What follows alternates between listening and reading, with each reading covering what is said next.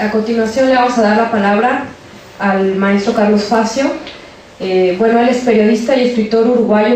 naturalizado mexicano, profesor investigador de la Universidad Autónoma de la Ciudad de México y de la Facultad de Ciencias Políticas y Sociales de la UNAM, colaborador del diario La Jornada y corresponsal del semanario Brecha de Montevideo. Fue gerente general de la Agencia Latinoamericana de Servicios Especiales de Información, director del Día Latinoamericano y corresponsal del diario El Clarín de Buenos Aires, Argentina. Conferencista y consultor de la UNESCO y UNICEF, autor de varios libros como La Cruz y el Martillo, una biografía política del obispo Sergio Méndez Arceo, Samuel Ruiz el Caminante, de la teoría del caos a la militarización en México, Juan Pablo II, el Guerrero de Dios, UNAM presente y futuro, en el nombre del Padre, depredadores sexuales de la Iglesia. Le damos la palabra, muchas gracias.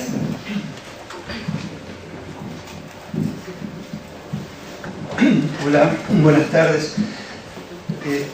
Yo en realidad, como iba a venir Enrique González Ruiz,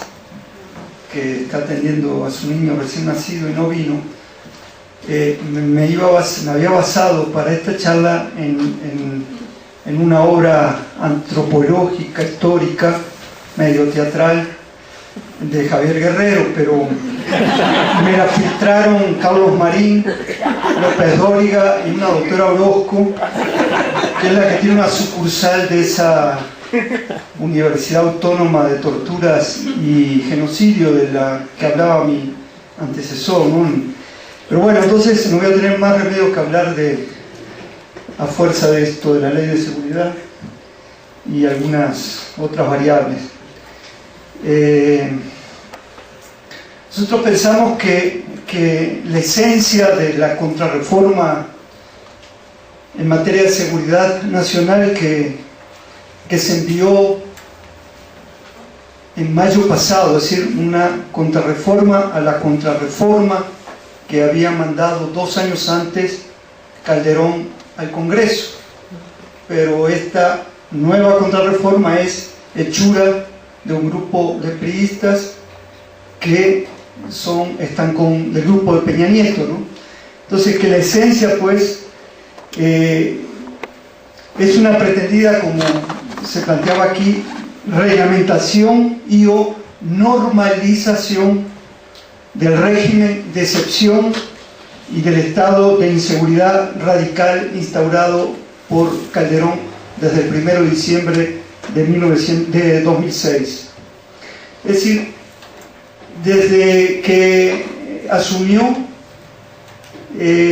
la democracia en pie de guerra de Felipe Calderón, ha ido desembocando en un creciente proceso de militarización, paramilitarización y mercenarización de toda la vida nacional. Nosotros queremos recordar también que a partir de la fase inicial, en 2007, que a nivel simbólico se inaugura prácticamente en Campo Marte, a donde acude el presidente después de que se le inviste por el ex presidente en una ceremonia de 4 minutos en el Congreso de la Unión.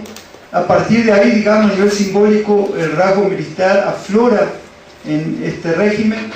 que es refrendado con la investidura, con una casaca militar que le quedaba holgada y un Kepi 5 estrellas, y luego también durante el primer grito, el 15 de septiembre de 2007, cuando viste a sus hijos y le pone insignias de teniente coroneles y capitanes y lo exhibe ahí en el Zócalo capitalino. Pero más allá de estos símbolos, es también una acción que tiene una práctica militar de nuevo tipo, o que recrea, digamos, fases que el país había vivido en los 60 y los 70, pero que se creían superadas. El tema es que lo latente ahora es que el Estado autoritario, conservador, que ha venido siendo construido los 2 gobiernos de Acción Nacional durante las gestiones de Fox y de Calderón, puede pasar a un régimen cívico-militar legalizado, subordinado a la seguridad nacional de Estados Unidos. Nosotros, desde que asumió Calderón en diciembre, incluso antes de que asumiera, en el periodo de la transición de julio a diciembre, a partir de los hechos de Atenco y de la represión contra insurgentes, contra la APO en Oaxaca, planteábamos que se comenzaba a funcionar en base a un estado de excepción. Es decir, al margen de la Constitución, aplicando políticas que en países como Uruguay, Argentina, Chile, durante las dictaduras militares, se practicaban a partir de leyes de la dictadura que ampliaban las normas constitucionales anteriores y es decir, porque todas nuestras constituciones tenían, desde los años 30, 40, también acomodadas a partir de las constituciones de los regímenes de Hitler y Mussolini, tenían leyes de excepción. Pero en el caso de Calderón, sin apelar al estado de excepción que está en la Constitución mexicana, comienza a operar al margen de la Constitución, pero pone en práctica disposiciones similares. La iniciativa fue enviada por el Poder Ejecutivo al Legislativo en abril de 2009 y encarnaba ya una peligrosa militarización de la sociedad, con la consiguiente politización de las Fuerzas Armadas con base en el secreto y en el mantenimiento del fuero de guerra. Es decir, hay un tema que se maneja poco, pero es que a partir de sacar a los militares de los cuarteles, como ocurrió en otros momentos antes en la historia reciente mexicana, el ejército se está politizando. Es decir, utilizando una palabra que no me gusta nada, pero que integró la ONU al léxico común, el ejército se está empoderando, solo que se trata ni más ni menos que el órgano coercitivo del Estado que tiene mayor capacidad de fuego. Y el tema, como decía algún otro teniente coronel, cuando la época de la represión contra el zapatismo en el 95-96, es muy fácil sacar a los militares de los cuarteles, el problema es cómo hacerlos regresar.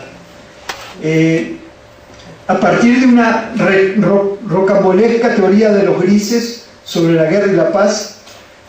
la iniciativa de los legisladores del PRI del Estado de México, que profundiza la de Calderón, busca difuminar las fronteras y los límites entre seguridad pública y seguridad interior, lo que de facto implica entregar al Ejército y a la Marina de Guerra las funciones del Ministerio Público, con el riesgo de un deslizamiento hacia un Estado pretoriano. A su vez, se busca otorgar al comandante en jefe de las Fuerzas Armadas, a la sazón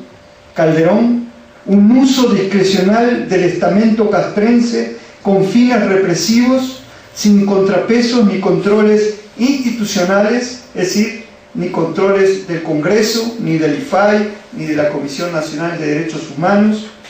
lo que de aceptarse significaría el rompimiento del equilibrio entre el poder civil y el poder militar. Con eje en un pretendido proyecto nacional encarnado por el Ejecutivo que lleva una virtual personificación del Estado en el mandatario de turno, a quien se le adjudicaría la preservación de la condición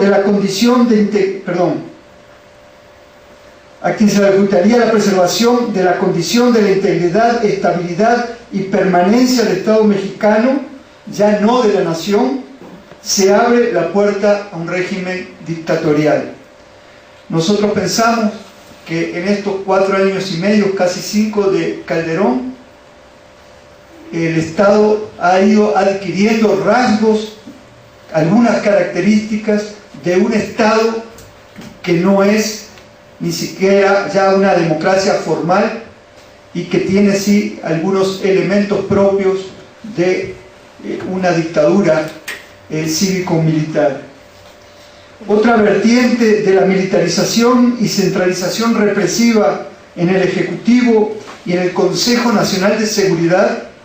con base en una declaración de afectación como eufemismo de estado de excepción, es la que busca dotar a los integrantes de las Fuerzas Armadas de la atribución de solicitar a jueces civiles la autorización de espiar, grabar, registrar e intervenir comunicaciones privadas a cualquier persona o grupo considerados en cualquiera de los 21 supuestos constitutivos como obstáculos a la seguridad nacional que consigna el artículo 5 de esta iniciativa. Y justamente lo que se planteaba antes, esta es la ley de seguridad, pero aparte, por vía paralela, hace 2 semanas se envía una contrarreforma al Código Federal de Procedimientos Penales, que viene a ser o un complemento de la iniciativa que está atorada en el Congreso, o una alternativa en caso de que la actual legislativa, en razón del periodo electoral, no la apruebe. Es decir, si ustedes ven los contenidos a los que aludía Guerrero y la compañera, que contienen el Código Federal de Procedimientos Penales, son los mismos que acabo de leer que tiene la iniciativa de ley de seguridad nacional.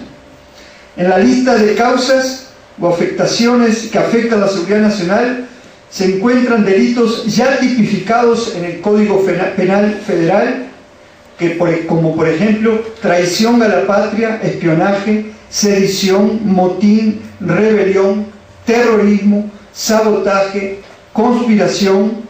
y se le agregan otros que ceden el listado y que podrán ser interpretados de forma abusiva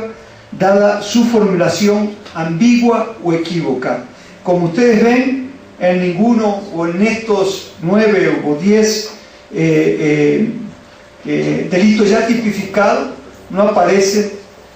para nada el tema de los temas que tienen que ver con los cárteles de la economía criminal. Por eso sí que, como decía Guerrero, en el fondo, bajo la cubierta de una guerra a las drogas o a los cárteles de la economía criminal, se trata de una guerra contra el pueblo.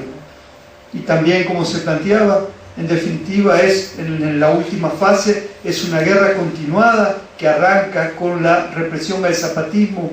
en el 94, 95 y tiene un continuo hasta el presente. Entonces la represión era en una zona rural con algunos centros urbanos pequeños, pero fundamentalmente la contrainsurgencia se estaba llevando en la selva de la Cantona, pero también en las montañas de Guerrero después, y en Oaxaca, al aparecer otro grupo armado. Y con Calderón el modelo de contrainsurgencia adquiere también una fase, o entra en una fase de guerra urbana, y esta guerra urbana es la que tiene como epicentro fundamentalmente a partir de 2 operativos militares conjuntos, militares policiales conjuntos en el área de Chihuahua, Durango, en 3 estados del norte bajo el operativo conjunto Chihuahua, pero también en el operativo conjunto Michoacán. Y hay otras réplicas en Morelos, es decir, hay un proyecto militar que abarca varias zonas del país que se basa en la guerra urbana. La guerra urbana que en 2008, cuando se inicia en Chihuahua y en Michoacán, casi de manera conjunta, Michoacán incluso se inicia en 2007 en una primera fase. Es decir, no podíamos pensar, o pienso que la gente de Monterrey en 2008, 2009 ni pensaba que en pocos meses, en un par de años, iba a estar viviendo lo que está viviendo, ¿no? Como no se pensaría de repente en Tamaulipas, como no se pensaría en otras zonas del país. Y aclaro también, como planteaba Guerrero, de que los cárteles de la economía criminal existen, y efectivamente llevan a cabo atrocidades, pero que los cárteles de la economía criminal no son los únicos que han creado este estado de cosas, y que además los cárteles de la economía criminal no solo tienen un pie, digamos, en la criminalidad, sino que esa criminalidad está puesta también en lo que aparece como la economía legal, pero que, como le dijo el Mayo Zambada a Julio Scherer, los cárteles de la criminalidad han permeado no solo a las instituciones del Estado, sino también a toda la sociedad. De aprobarse pues este remedio de ley patriótica estadounidense, se profundizaría la criminalización de la protesta, la criminalización también de la pobreza, porque quienes protestan en su mayoría son sectores pobres de la población. En virtud de la interpretación discrecional del Ejecutivo y miembros del Consejo, movimientos o conflictos del Consejo de Seguridad, y aquí yo quiero hacerme un breve paréntesis para señalar que no solo Calderón es responsable de este estado de cosas, sino también que hay un Consejo de Seguridad que está integrado por los mandos de la Defensa, de la Marina de Guerra, de Gobernación y de Seguridad Pública y de la Policía Federal, y ellos son los que están diseñando estas políticas. Y también quiero señalar en este paréntesis que existe, aparte de estas iniciativas, existe una enorme responsabilidad en el Congreso y en la clase política, porque es el Congreso y son los partidos políticos, pero sobre todo el Congreso, quienes deberían estar imponiendo límites a este desborde autoritario del poder ejecutivo. La Ley de Seguridad Nacional tiene como fundamento una doctrina y una ideología. La doctrina de seguridad nacional de cuño estadounidense es una doctrina militar, contiene una rigidez completamente militar, es una ciencia de la guerra. Fue concebida en el marco de una guerra de espectro total, ayer contra el comunismo y luego del 2001 contra el terrorismo. Su esencia es contrarrevolucionaria y es también, en la jerga de los servicios, en la jerga militar, es antisubversiva. Entre los elementos de esa doctrina figuran objetivos nacionales. Estos objetivos nacionales, así mencionados, están en esta contrarreforma de ley de seguridad nacional. Ergo, el interés nacional o proyecto nacional son la finalidad de la guerra y la finalidad de la política, con la absorción de la política por la guerra. Es decir, es el mando militar quien cada vez más por la vía de los hechos va marcando los ritmos de la política.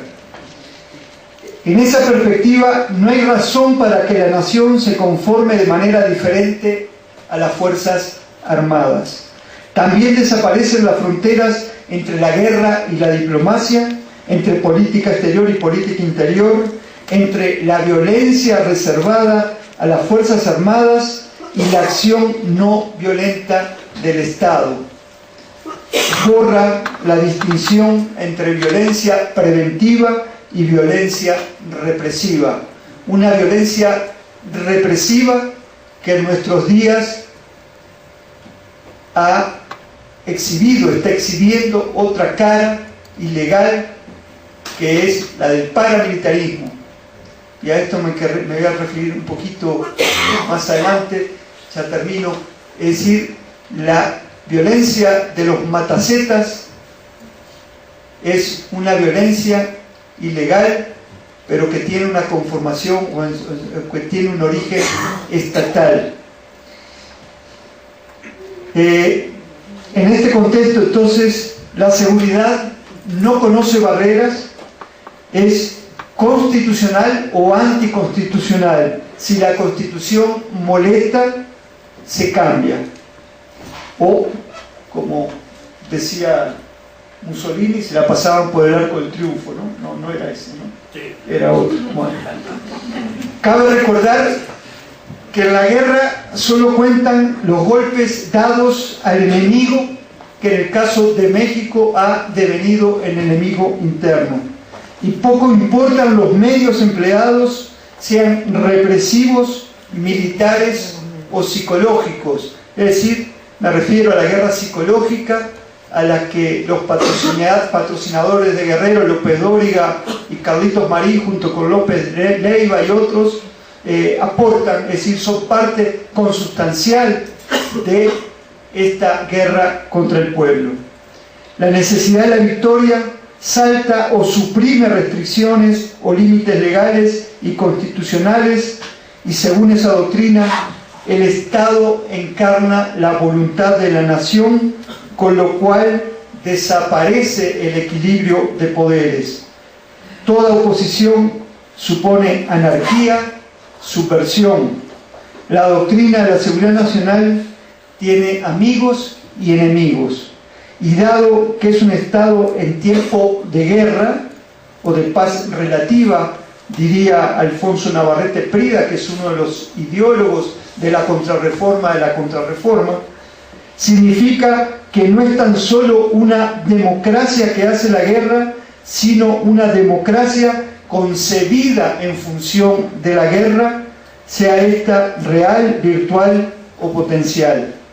Así, la finalidad primordial de la nueva institucionalidad consiste en colocar la soberanía popular en manos de los militares. Esa peligrosa fascinación por lo absoluto en clave castrense subyace en la iniciativa de Calderón,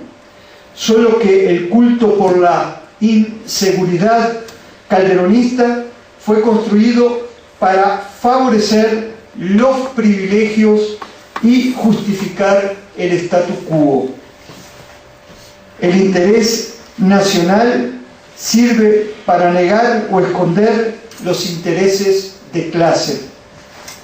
Es la envoltura ideológica para ocultar un sistema de explotación, de dominación, vía las Fuerzas Armadas. Importada de Estados Unidos e impuesta por el Pentágono, la seguridad nacional de Felipe Calderón busca mantener sin alteraciones el funcionamiento de la economía de mercado y las instituciones de gobierno hayan sido como hayan sido.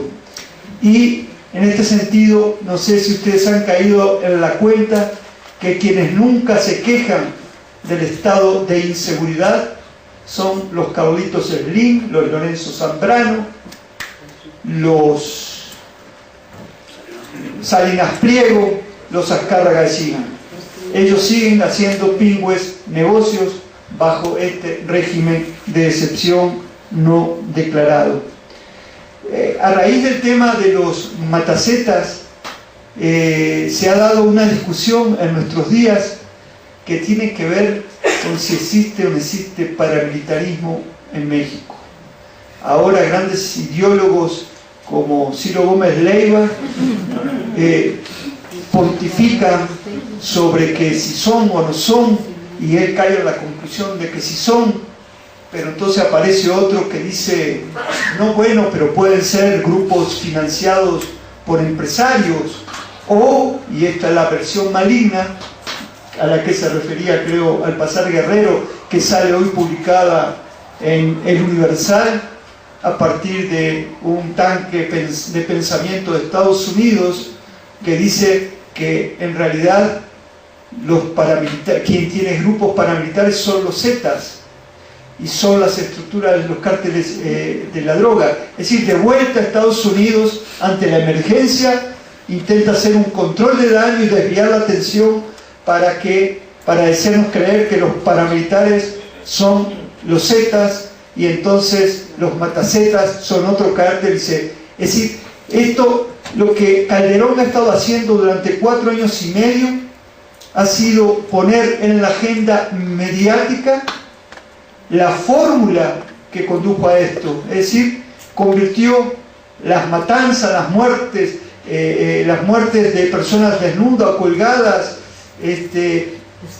descabezadas, cementadas, la nota roja, pues el amarillismo periodístico lo trasladó de las páginas interiores de los periódicos y de los noticieros radiales y televisivos a las primeras planas y a la nota central de los noticieros. Es decir, Calderón logró su objetivo. La guerra de Calderón estuvo presente durante 4 años y medio y estuvo ausente la discusión por los temas de la economía, de la pobreza, de la marginación, de la falta del empleo, es decir, lo que realmente importa a la nación. Y justamente es en el marco y bajo la efectividad de este discurso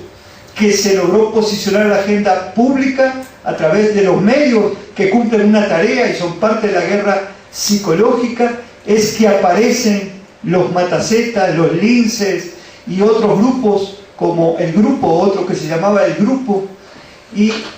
yo lo que quisiera es plantear un poco a partir de algunas experiencias en particular. Voy a citar la argentina, pero puede ser la uruguaya, que la viví en carne propia, pero me voy a basar de memoria en un documento de la CONADEP, la Comisión Nacional sobre Desaparición de Personas en Argentina, que sacó un informe que se conoce como informe Nunca Más o informe Sábato, que uno de los ejes de ese informe era la nocturnidad con que actuaban los comandos que desaparecían personas. Y a partir de leer ese informe podemos descubrir una mecánica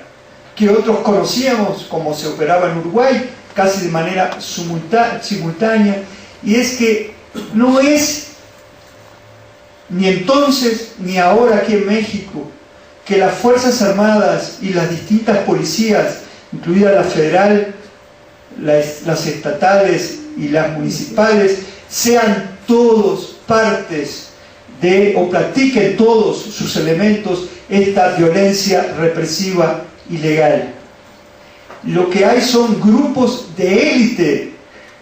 de todas esas corporaciones coercitivas que están actuando en base a un plan. Y de manera esquemática lo plantearía así. Es decir, vamos a suponer una unidad militar. Dentro de una unidad militar existen distintas fracciones, distintos grupos de tareas que se dedican a distintas cosas. Y a su vez puede haber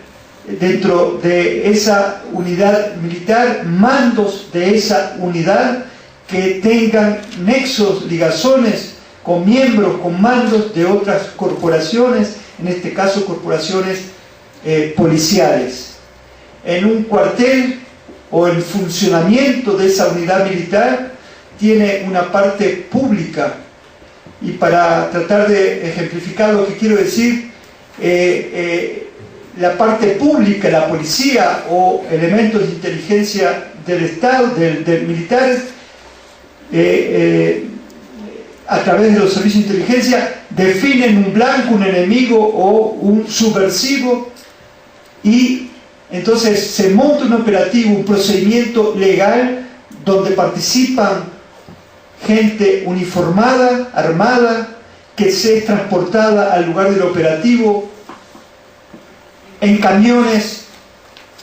oficiales del ejército y que se pueden identificar. Y ese grupo, digamos, llega a una zona urbana, a algún punto, rodea un perímetro y permite que otro grupo de la misma unidad actúa de manera civil en autos sin placas, y ellos rodean el perímetro para que pueda entrar a operar en el objetivo, en el blanco, el grupo La Patota, le llamaban en Argentina, que va a buscar al supuesto subversivo o blanco. Luego del operativo, ellos entran pues durante el operativo con total impunidad y los efectivos militares regresan en sus camiones a la unidad.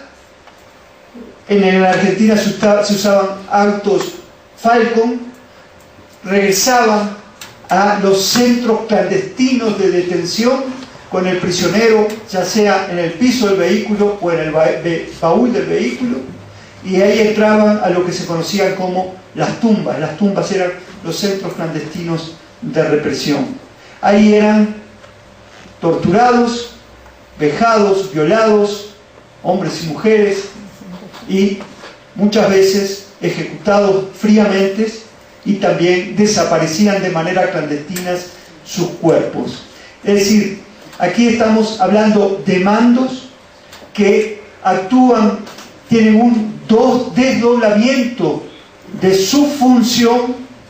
y actúan de manera pública y de manera clandestina a la vez. La nocturnidad de la que hablaba el informe Sábato ayude a que justamente muchos de estos mandos, muchos de estos oficiales y algunos suboficiales dormían en sus domicilios o en el casino de oficiales, mientras la tropa dormía en las cuadras. Y la patota era un grupo seleccionado, un grupo de élite que salía a operar, a secuestrar, a robar, es decir, tenían un botín de guerra. Y luego practicaban la tortura, eliminaban o desaparecían al prisionero. Todo eso junto también con la tortura sistemática, con la desaparición forzada, con las fosas comunes y con otros elementos que ha venido renovando lo que el gobierno, los dos gobiernos de Álvaro Uribe, es decir, el primer gobierno de la narcoparapolítica en Colombia, instrumentos como los falsos positivos, el uso de la motosierra y otros engendros. Todo eso ha venido apareciendo en México, en el México de nuestros días. El tema de los matacetas parece ser que, si no es un procedimiento idéntico al que acabo de mencionar, que podemos sacar del informe Sábato para el caso argentino, tiene muchos elementos que se asemejan. No es posible, como ocurrió en Boca del Río, en una zona de hoteles 5 estrellas, en una zona donde la seguridad está a cargo de la Marina de Guerra, porque ellos son los que controlan el puerto de Veracruz, donde se iba a producir 2 días después una reunión de procuradores de nivel nacional, puedan atravesar 4 vehículos, entre ellos 2 camiones de Redila, y tirar 35 cuerpos a las 2 y pico de la tarde.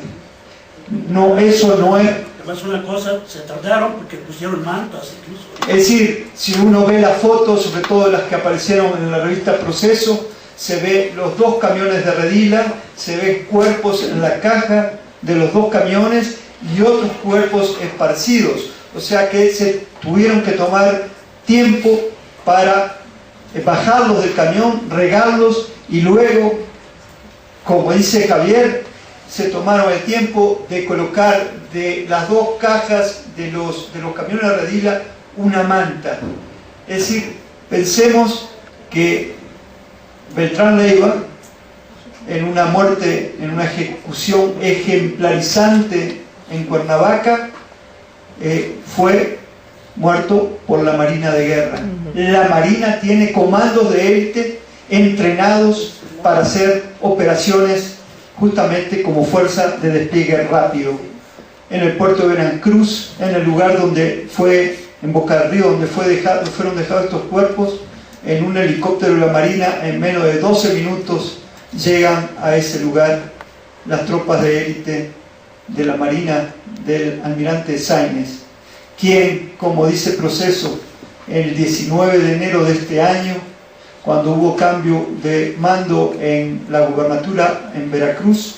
dijo que él era oriundo, era nativo de ese estado, iba a llevar a cabo una limpieza en el puerto. Yo no estoy afirmando que los matacetas, más allá de su contextura física, que podrían asimilarlo a soldados de la Marina, hayan sido esta acción producto justamente de marinos. Y quiero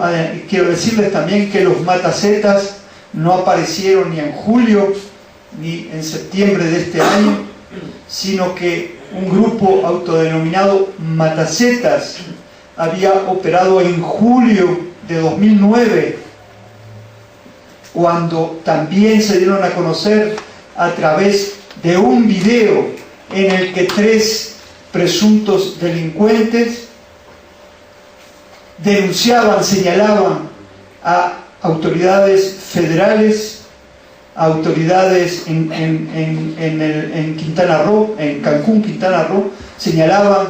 antes de ser ejecutados a autoridades federales, estatales y del Instituto Nacional de Migración como parte de una red nacional que en ese entonces estaba vinculaba a Quintana Roo, algunos de estos muertos tenían que ver con el tráfico de cubanos a través de México hacia Estados Unidos, pero también la red pasaba por Veracruz. Pero estos Matacetas entonces tienen su origen en 2009, pero en 2009 proliferaron una serie de grupos de este tipo en varias partes del país y está documentado en los medios. Creo que se llama Beatriz López Salce, que era columnista del diario Milenio.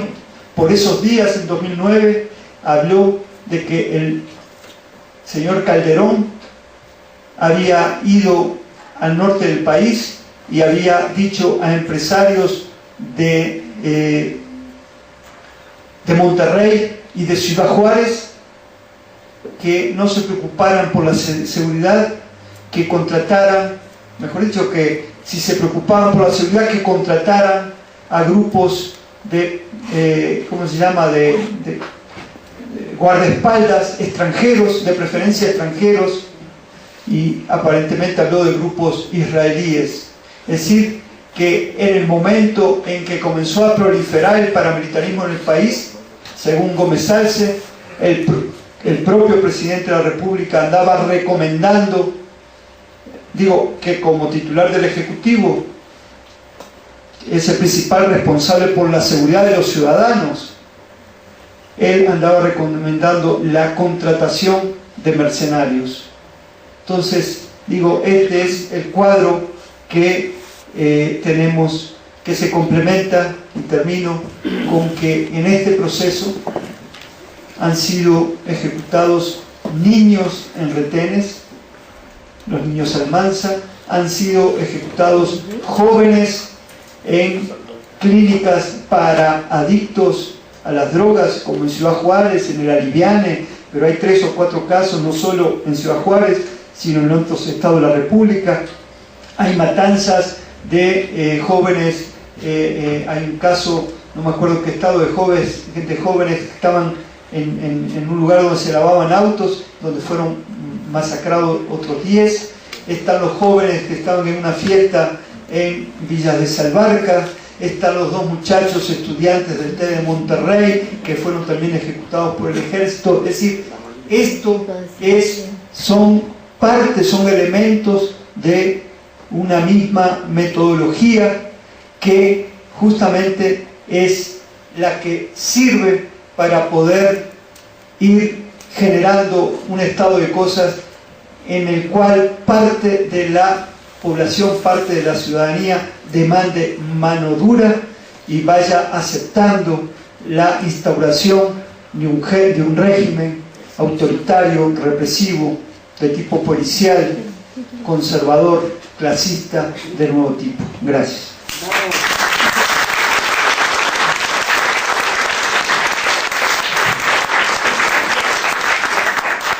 Bueno, pues agradecemos al doctor Carlos Facio.